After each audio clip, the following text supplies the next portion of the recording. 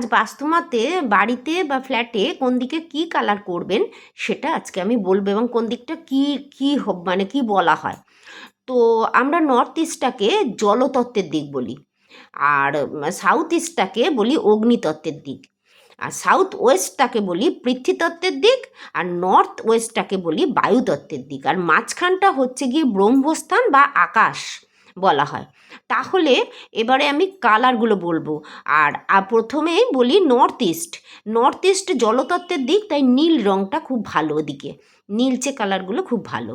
আচ্ছা, সাউথ ইস্টটা ঠিক উল্টো, অগ্নিতত্ত্ব।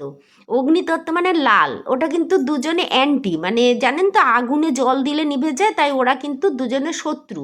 অতএব আপনি যদি সাউথ ইস্টে নীল রং করেন তাহলে কিন্তু খারাপ হবে।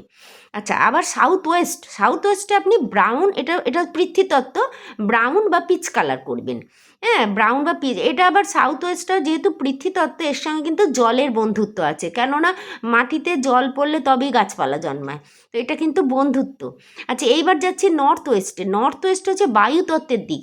বায়ুতত্ত্বের দিকটা হচ্ছে গিয়ে অগ্নিতত্ত্ব, সাউথ ইস্ট যেটা বললাম লাল, লাল ওই কালারটাই করতে পারেন। কেন বলুন তো, বায়ু আর অগ্নি হচ্ছে বন্ধু, কেননা বায়ু ছাড়া আগুন জ্বলতে পারে না, আর বায়ু হলে আগুন আরও বেশিভাবে জ্বলে, জানে ঝড়ফড় হলে আগুনটা বেশিভাবে জ্বলে ওঠে, সেই জন্য বায়ু আর অগ্নি হচ্ছে বন্ধু।